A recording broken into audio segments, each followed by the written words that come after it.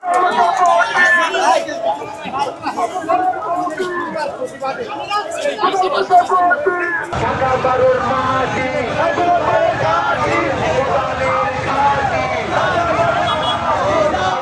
আপনারা শুনেছেন যে আমরা গতকাল কোদাল মার্কার প্রচারণার শেষ পর্যায়ে সন্ধ্যাবেলা সেখানে একজন স্বতন্ত্র প্রার্থী যিনি বিএনপি থেকে বহিষ্কৃত হয়েছিলেন এবং তার মিছিল থেকে আমাদের প্রচারণা মিছিলের শেষ পর্যায়ে আমাদের যে কর্মীরা ছিলেন তাদের উপরে চোরাগোপ্তা হামলা করা হয়েছে।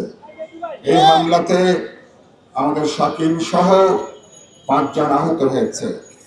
3 জনকে গুরুতরভাবে ঢাকা মেডিকেল কলেজের ইমার্জেন্সিতে তাদেরকে ভর্তি করা হয়েছে। আমি শেরেবাংলা নগরে গণসংযোগে ছিলাম। এই খবর পাওয়ার পর আমি সেখানে ছুটে গেছি। আমাদের 2 জন তারা হসপিটাল থেকে ছাড়া পেয়েছেন, একজনের অবস্থা এখনো পর্যন্ত সঙ্গীন। আমরা সবাই তার জন্য দোয়া করব। আমাদের অপরাধ কি? কারা এই হামলা করেছে?